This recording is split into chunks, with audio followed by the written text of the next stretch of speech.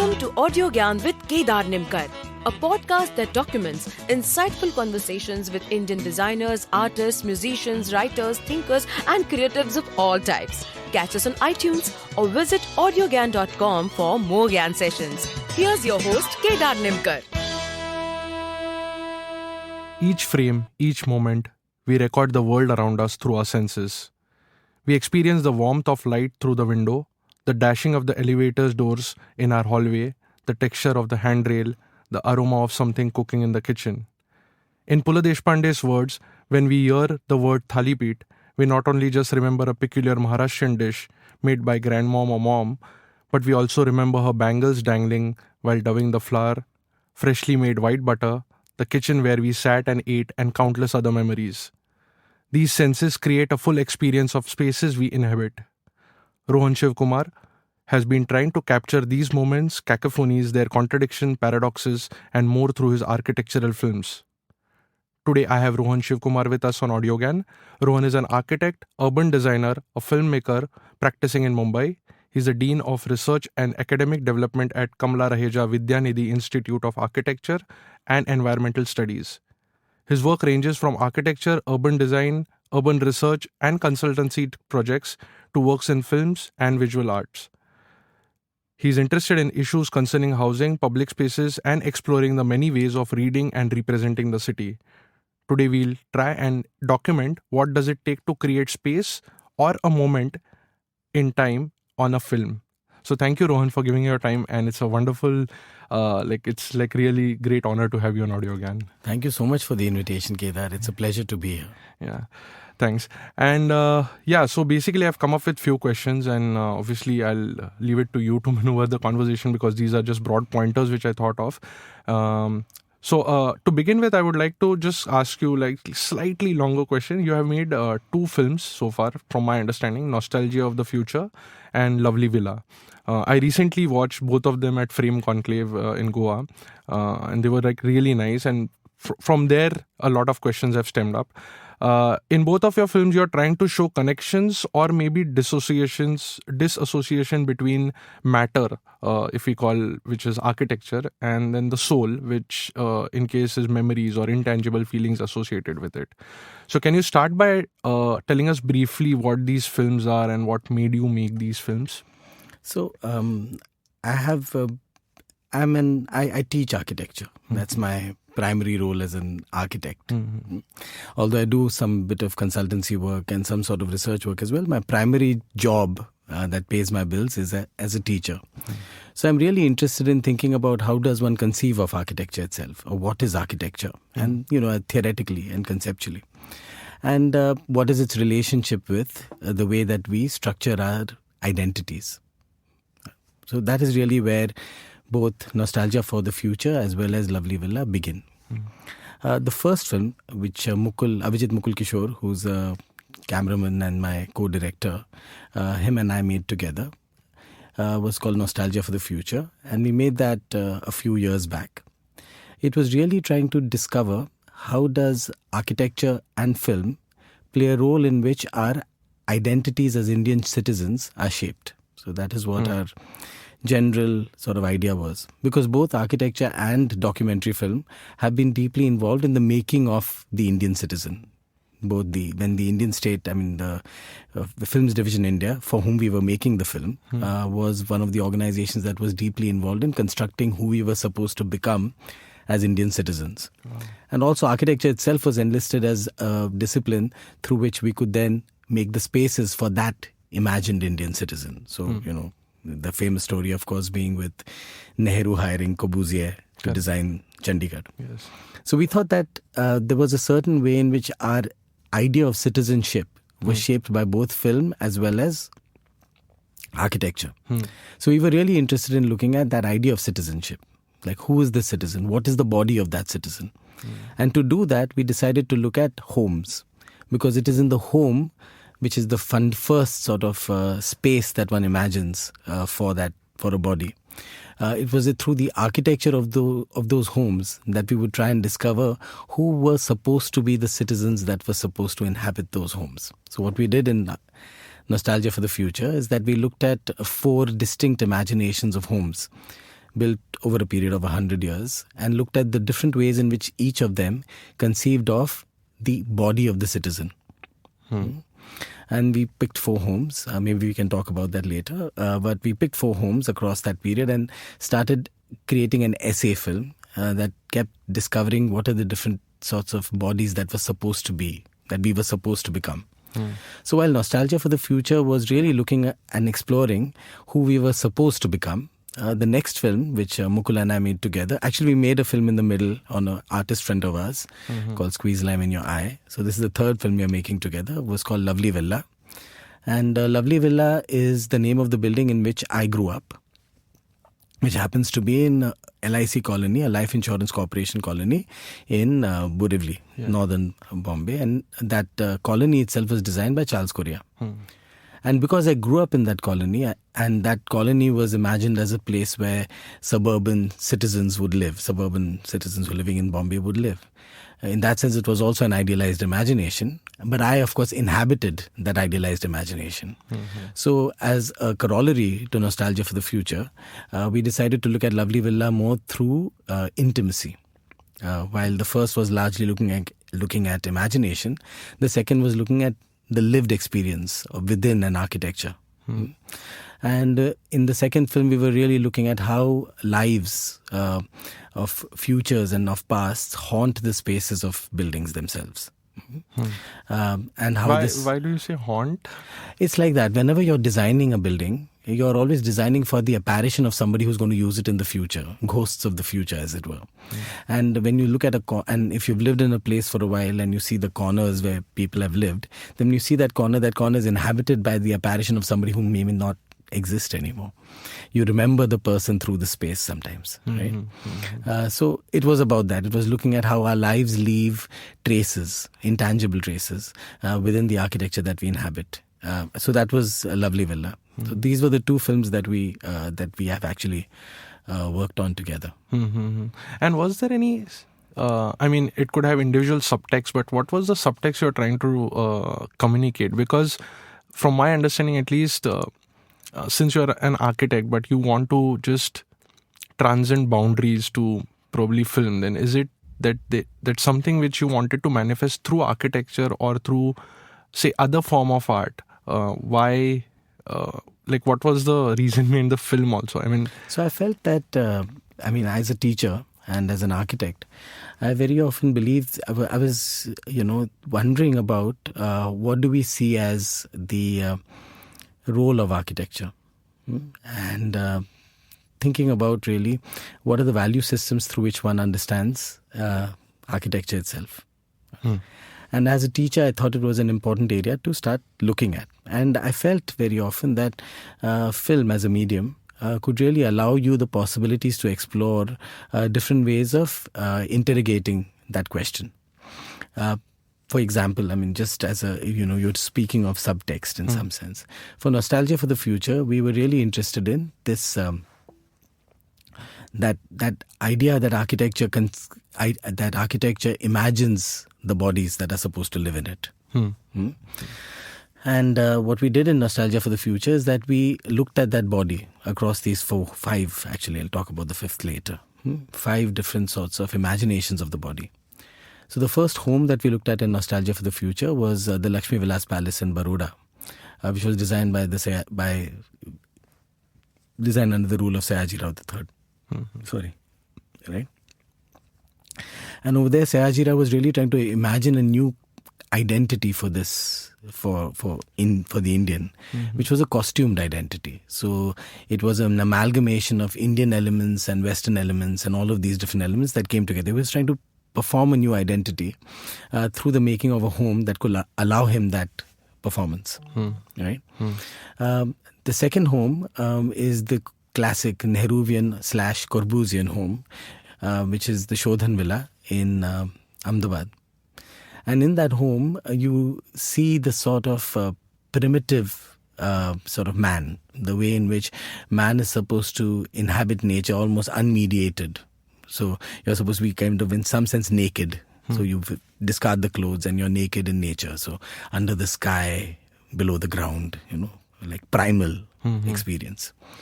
The third home is the Gandhi Ashram. And Gandhi, of course, did his famous experiments with truth, which were really experiments with his body.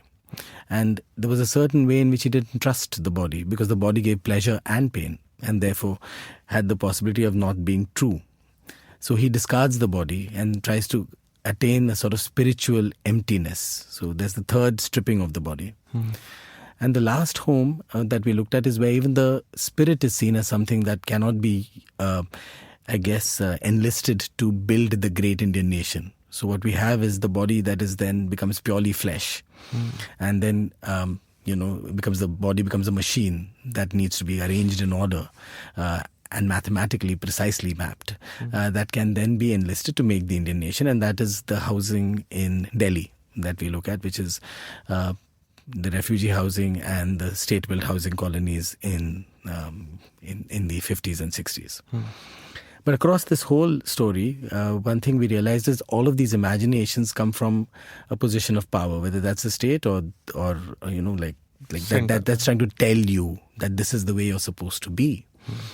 And none of us seem to be able to live up to those expectations. And our bodies never become those bodies. We are always in some way, there are many bodies that are left behind. Correct. So across the whole film, what you find are people who are staring at the camera. The camera itself is an instrument of power, right? Staring at the camera, wondering who is on the other side and who am I and what am I supposed to become for your gaze. And that is what we kind of end with at the end of the film when we go to Gurgaon. Correct. And we have that entire sequence of kind of those children staring at the camera. And we end the film in a sequence in Bombay with these women playing the drums underneath the residue of development, which is the space below a flyover. Now, so there's a narrative of that is sort of embedded in this, like a theoretical, I guess you want to call it, a narrative that we needed a way of conveying.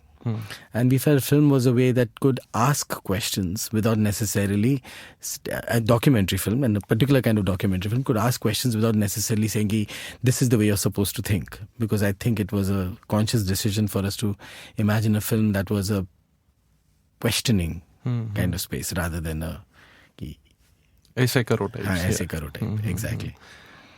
But anyways, from my understanding at least, society works from bottoms up, right? So it's very difficult for things to be structured from top down. So what was going on when you discovered that there were these 4 types of films which you captured, which tried to enforce a certain vision of the body of citizens from the top down? So I don't think one works without the other. I think our identities are always oscillating between who we are and who we want to become, whether that's the top down or bottom up, right? If, for example, I want to, let's say I'm a big Rajnikant fan, okay? And that's my desire. And there is me.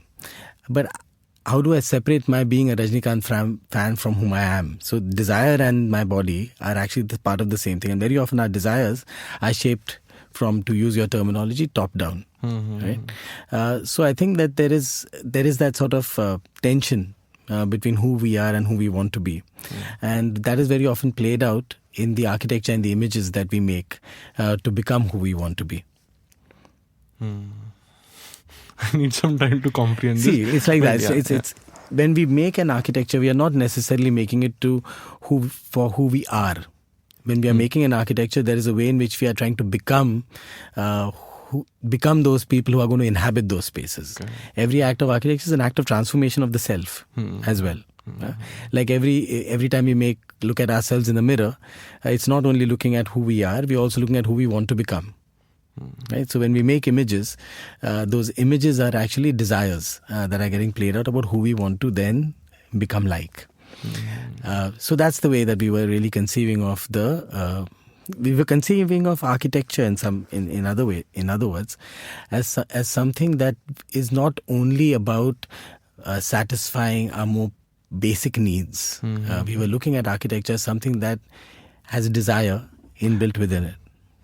Sorry, but in this case, you're trying to just perceive it differently, or the architect thought about it the same way also. I'll tell you why, because there's like a beautiful insight which I'm trying to decipher is because when I'm designing interfaces, or at least in the online world, whatever products have been designed, right from Steve Jobs till today, there's a certain level of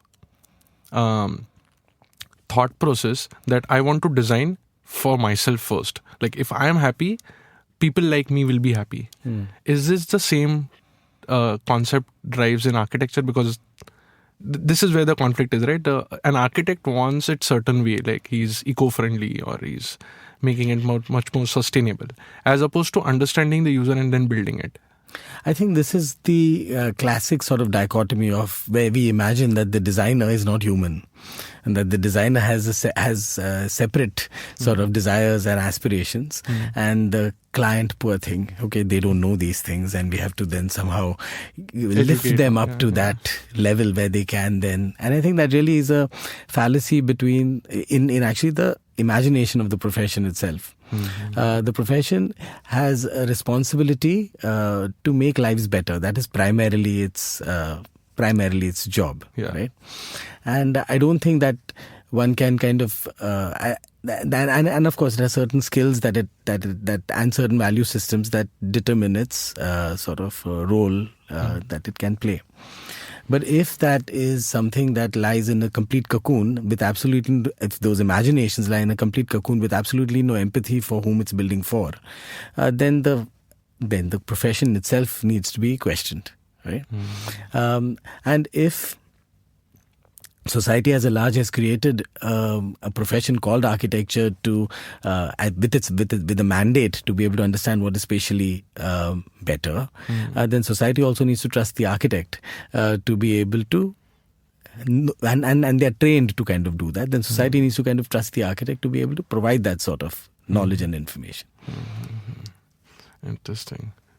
So Rohan, I want to just slightly change tracks on the same lines only. Sure. Filmmaking, from my understanding, again, is like a much younger art form than architecture, right? So we daily walk past by the same building or like the same space in and around. And I don't think so we pay very acute attention to the deco, the flooring, the kind of wear and tear is happening with the architecture and stuff like that.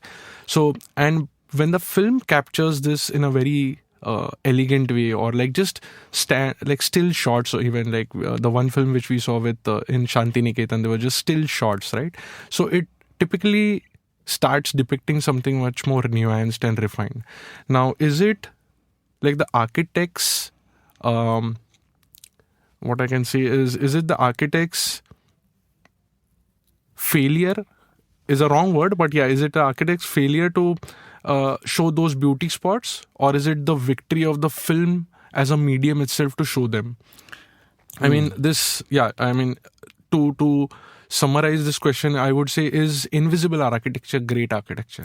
So I think that one thing, that both of them are extremely different mediums, and both of them have their own strengths and possibilities. First of all, the question is, I mean, that's an interesting thing, because what is film? Film is an act of representation. It's an act through which we read the world and through which we are able to tell stories about the world. That's what it is, right? Yeah. And architecture is the spaces that we inhabit. So there's a kind of difference between that, the actual real spaces. There's no act of representation in architecture unless it is the drawing of architecture. So I think the interesting thing would be to think about space, okay, as something that we inhabit, all right, and architecture as the act of drawing that space for structuring it. Right? Because that's what architects do. They draw spaces, they represent spaces, really, and that's their kind of primary job. And then if one thinks about both the drawing and the film as actually modes of representation of space, okay, then I think one can think about how video can be used as a mode of telling stories of space as much as a drawing can. I know many sorts of architects who now are using video very, very proactively to understand places, to be able to represent places, and also as ways to tell stories about the possible futures that the clients are going to inhabit in the houses or the projects that they are going to be designing. So I think that's an important thing to kind of separate, that space and time are actually something that we are all trying to in many ways come to terms with. And both acts of architecture and acts of filmmaking are both ways in which we can intervene in making those spaces or telling stories about those spaces. Right. So I think that to compare them, one needs to be like little kind of careful about what exactly are the differences and the separations between each medium's possibilities. And also, I believe architecture, again, as you mentioned, it's finally a drawing. But when it manifests into an actual building, it is much more than just architecture. No, it is life. It is part of the world. But what if you don't inhabit? Someone else is staying there. Like but like that's when the you truth go to about image making also. In the same thing as for the same truths as far as filmmaking lie as far as architecture is concerned. I don't inhabit an SRA building, but I need to understand it perhaps. Right? And acts of representation, drawing, film, etc. can help us understand it. So that when we are designing something in the future, we can try and do better than those horrific buildings that we are seeing right now in the city. And yeah, I remember the point which I was trying to make is, like, since you mentioned about like the subtext which your films are trying to carry, right? Now that we are having this conversation, there are a lot of principles and philosophies which are abstract in nature. So do you see a way to make it much more relevant to the user, or you want them to be at that philosophical level and the people have to come to that and to understand? When you say user, whom do you mean? The audience, like the audience. The audience. This is the audience question. Yes. Right? It's a good question. It's something that we've been really thinking about. We've been thinking about the relationship of the work to its supposed audience. Correct. And one thing we feel is that audiences usually are much more agile and versatile and intelligent than... I mean, I like to believe that. I'd like to believe that I'm making a film such that it's a conversation between me and somebody else. Right? And if it's a conversation me and somebody else, I don't want to treat that other person that he's a fool or she's a fool. Right? This is fundamentally it, because I find that a lot of documentary films sometimes presume that position, especially where they imagine that the role of the documentary is to inform. And the role of the documentary is to, let's say, agitate people into kind of saying something, doing something about things, right? And both those kinds of documentaries are valuable. I'm not saying that they're not valuable. Right? But I'm not interested in that kind of documentary because I think that if information has to be found out on, LIC Colony, it's not too difficult to find it. I'm more interested in using documentary, and Mukul and I both are really interested in using documentary as a medium through which we have a conversation with our audience, through which we evoke certain kinds of questions and ideas which may not be completely clear, because I don't think there's clarity as far as these things are concerned. I don't think I know better than my audience. Right? I know that there are things that we are all together in. Questions of modernity, questions of the role of us as middle class professionals. Those are questions, our own histories that within the contemporary moment that we all share, and these are things that we share. And there is no answer to that question. There's just the idea that between us, if we are able to have a conversation, then we can arrive upon certain ideas that can help us shape future action. So this is the way that I imagine the film's relationship with its audience. Right? Some of these ideas are forefronted, some of them are not, some of them are embedded, some of them are more meant as nuances that you may feel but not necessarily understand entirely, but you will get it in the future. I don't think when you're necessarily doing a work of art, right? If you are only going to be thinking about audience reception, Okay, and its ability to be clear. Ki, then I might as well be in advertising. Correct. Or I was just recently reading about didactic art, right, where you just have to preach or have some moral value or some sort of communication to happen. And I mean, that's great, good for them, and there are some great work that I've seen like that. But I don't think I have the ability or the sort of authority to be able to hold forth on saying that everybody needs to think like me. So just like your representation, your perspective, your it's a series of ideas that we are kind of presenting, ideas that we may share, ideas that you may be unfamiliar with. Okay, some of which you will understand, some of which you won't, and some of which you'll get on the fifth watching, because that happens. The films are, Mukul likes to imagine that he has to be able to sit through his film in the sixth viewing without getting bored. So the film has to be layered enough so that we don't get bored. That is also true. Correct. Wow, it's interesting. Then actually every screening needs to be followed by a conversation, right? Otherwise it's just... We would prefer it that way. We really do prefer that. But whether the conversation is with us or whether the conversation is amongst an audience, I think is fine. I mean, I don't think we need to be there for the conversation to happen. Because I'm sure the films are provocative enough that people start saying something to each other. They'll be like, ye kya hai? Even if it is like, ye kya hai, mujhe samjhane. As long as it doesn't simply become kya hai samjhane, therefore dismiss it, but try to think... But that is also about audiences, I think. I think nowadays what has happened is that we've become used to, because of the various ways in which we are bombarded by media, we've been used to becoming passive as participants in an artwork.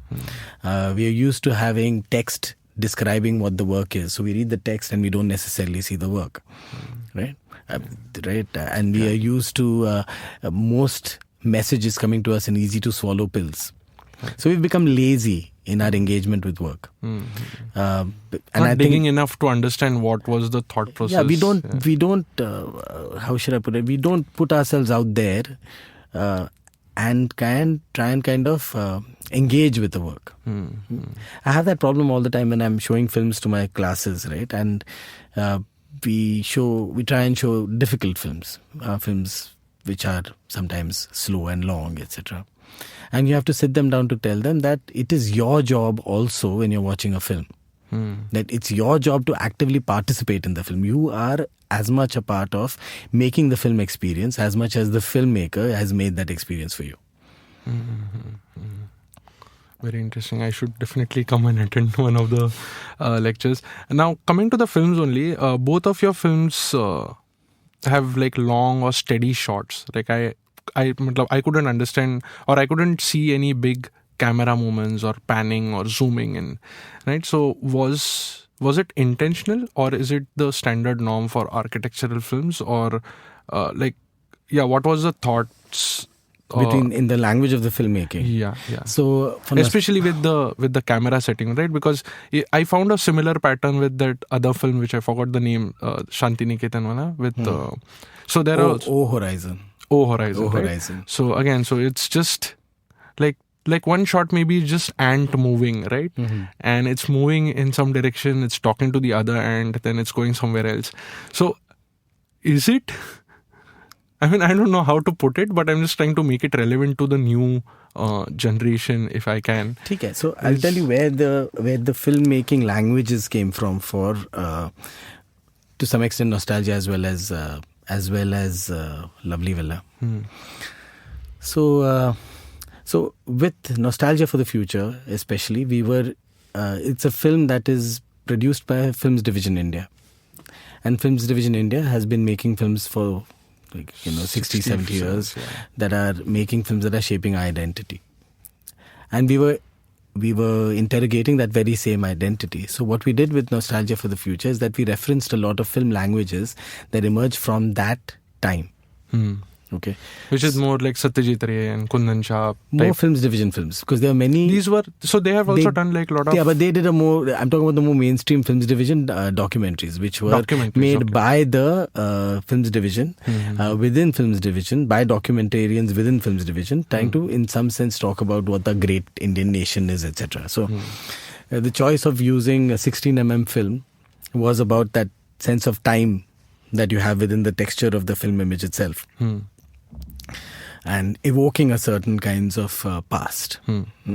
But of course, because we are shooting contemporary life, to displace that image swaying, wo hai kya? Right? Because you see guys using cell phones in 16mm films.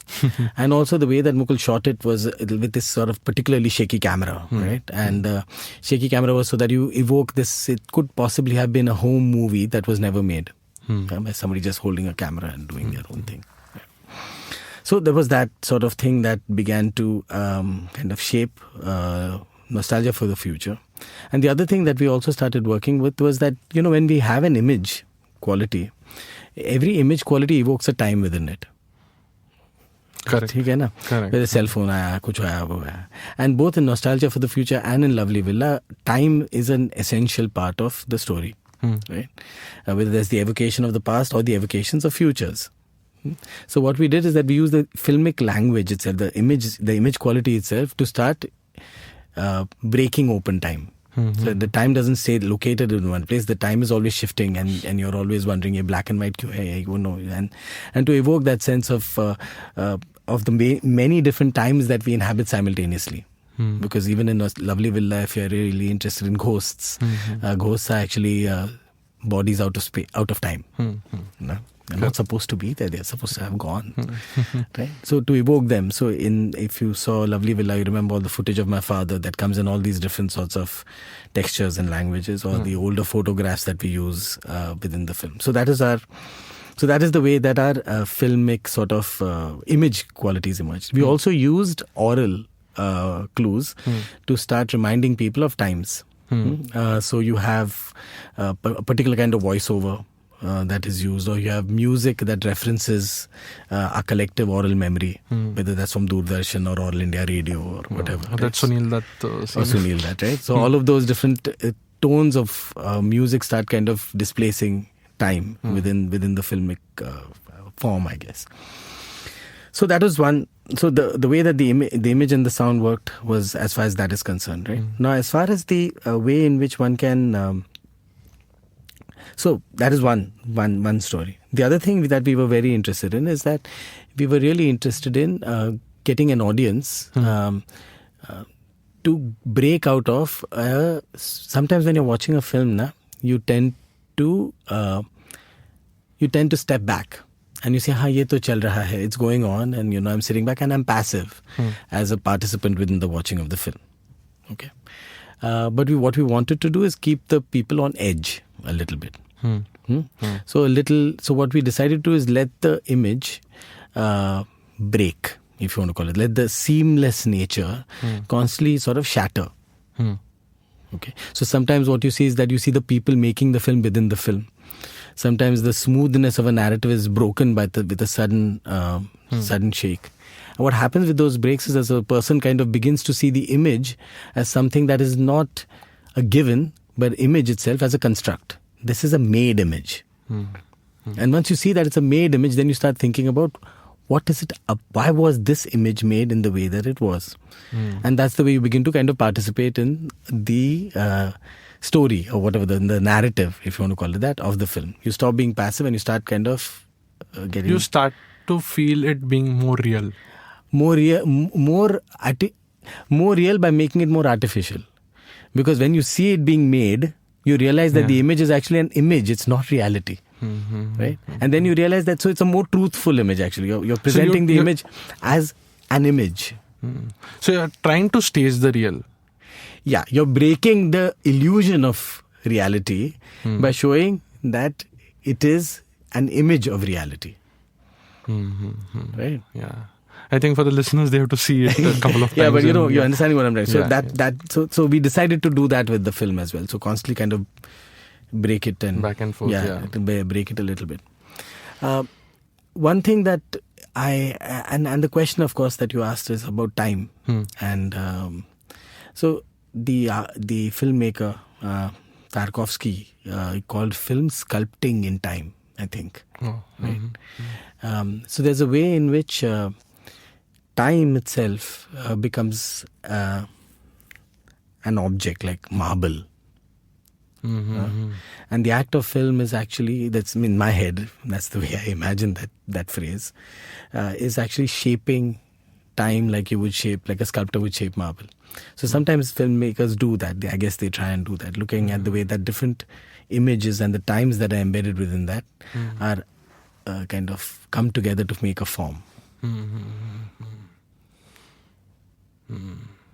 I don't know whether I am drawing the right connection, but I could see few of these shots, like I've seen in Godard's film, or like more recently Court, right? It is just like the last shot when everyone is walking out of the courtroom, right? It just there. You just show there, right? So what I understood is that when you're moving from one story to the other, there's like a complete blackout of few seconds, right? It's almost unbearable, right? Kya chal raha hai, matlab, is the film over or not? But what I thought is it's that moment for you to introspect. Was that the thought? Exactly. Because you start introspecting, was ye ho kya raha hai? Because that's what happens. Then you realize ki why is the cut not here? Why is this scene extended in a strange way? Why is it out of the traditional norm? Yeah. And then you realize that it is a form. It's a formal choice. And that's why you're thinking now ki interrogation karna tha na, your introspection karna tha na. Yes. Beautiful. There's like a lot more to talk about film, and like obviously you being a teacher have a lot more to share. But yeah, I would like to conclude with one last question. Is that I was researching about you and I wanted to know more about project Cinema City, and how does that tie up into your overall practice, and what are you looking forward from that project? So within the Kamla Raheja College of Architecture, we have an organization that's called the Design Cell. Now, Design Cell works as a sort of interface between the academic space and the world outside. And the world outside, sometimes we work with government organizations, non-governmental organizations, other research organizations. And of course, as a institution that has been really interested in looking at us in the city, looking at different ways in which people are practicing within the city, we were and continue to be in touch with a wide variety of different artists, filmmakers within the city. There was a group like that was called Majlis. Majlis was the cultural wing was headed by the filmmaker Madhushri Datta. And Madhushri and we were kind of close, and she's come to the school many times, and she had this idea of doing a research project, multidisciplinary research art project, which was to examine the relationship between cinema and the city of Bombay. And that was the brief. So it was a long project. We started in 2009 and we did an exhibition, I think, in 2013 or something. It was a 4-5 year project. And through the project, we were really interested in examining, as architects, what that relationship can be. So what we did within the school, and the school was the architects within the team. They were filmmakers who made films. They were artists who did visual art. So it was a huge project, actually. All kind of, I guess, curated largely by Madhushri as the primary sort of person who was choreographing the whole affair. And because the project had a large architecture and urban section, the KRVA was an important partner within the project. So we were looking at what that relationship could be, and we thought of two ways in which we could imagine that relationship. One is looking at cinema pretty much as an industry. The spaces, and if you look at an industry, it's every product will have a place for pre-production, production, post-production, archiving, assembly. So what we did is that we studied the city of Bombay through the spaces that are within which film is produced. Like this would be one, because sound recording, dubbing, etc. might happen here. And we mapped these spaces in the city. That became one entire project. Wow. And the other one was looking at how spaces themselves are represented within films. So different ways, different versions of Dharavi in different films, for example, or different versions of Marine Drive, because Marine Drive is so many things. Marine Drive is the place that in Diwar, the mother comes with her sons. Diwar is the same place where Mithun Chakravarti is dancing. Is the same place where what's his name, Vivek Oberoi is riding his motorcycle. Is the same place. So it's all these Marine Drives exist in our collective memory. And when we are on Marine Drive as real people, we are actually within all these Marine Drives, because in our minds, the memories of those Marine Drives are getting played out in the very spaces, and ourselves themselves are playing out within those images. Right? So we did archives of these different ways in which different neighborhoods in the city have been imaged through cinema, and we did a study of simply the people and the places that are involved in the production of the film industry, both historically as well as in the different spaces that they inhabit. So this we started, and then this material then became part of different sorts of artworks. So filmmakers, artists, architects, they started using this material to start making installations. And then we had different exhibitions. The first one was at the National Center for the Performing Arts. And then there were many more that were held, one at the Berlinale, the Berlin Film Festival in 2010. And the whole thing ended with a big traveling exhibition, which started in Bombay at the National Gallery of Modern Art, and then went to Delhi, and then to Bangalore at the NGMAs. So that was the whole project. The whole project has come together as a book, which is it's a large fat book called Project Cinema City. So that's where that project effectively ended. And sorry, where is it available? It's available on Amazon, actually. Amazon, okay. Put Project Cinema City, you'll find the book. Because I was going through the website and I couldn't understand that it has manifested into a book as such. It's if you run a search for Project Cinema City on Amazon, the book is still available. So that was an interesting kind of project, because it was looking at really what is happening, because what has happened to cinema, like most industries within the city, is that it has been informalized.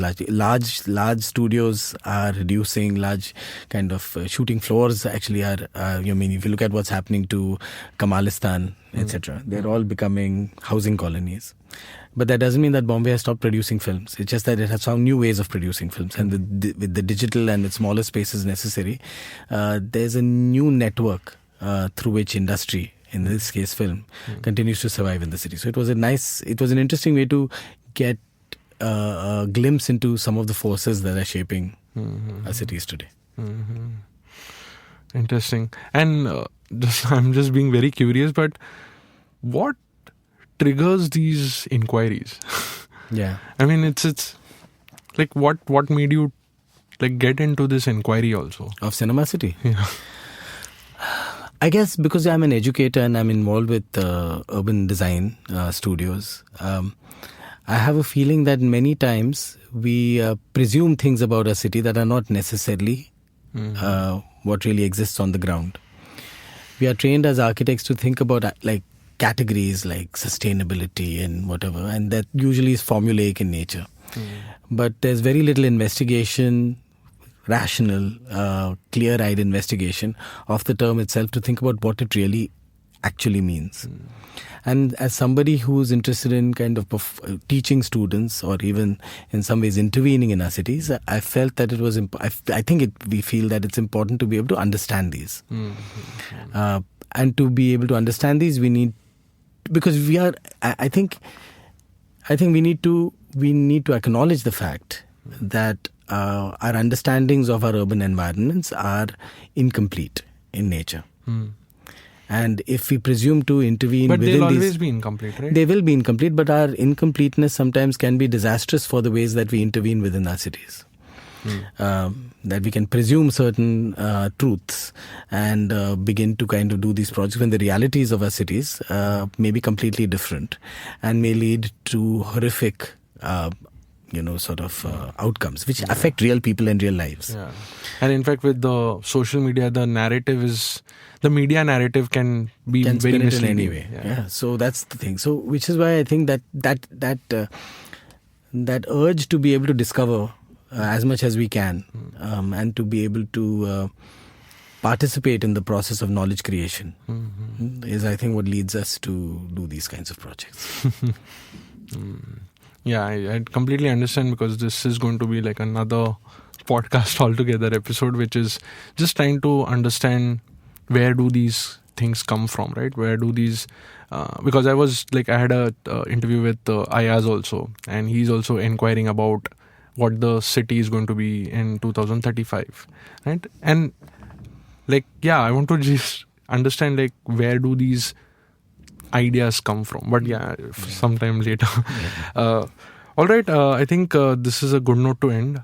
It was really wonderful talking to you. Thank you. I wish we can have a 2-part series maybe sometime later. Anytime. And if people have to follow your work, contribute to the projects you are doing, any handles, social media? Well, I am on Facebook as Rohan Shivkumar. I am on Instagram as an architect, Anarchy and Tech. Yeah. And come to the Kamla Raheja. Super. College. Okay, thank you. Thank you. And that's it from today's Gyan session. Catch us on iTunes, Saavn, Stitcher, or any podcasting app you use. Do rate us on iTunes and follow us on Twitter, Facebook, and Instagram. Stay tuned for more Gyan on Audiogyan.com. Till then, bye.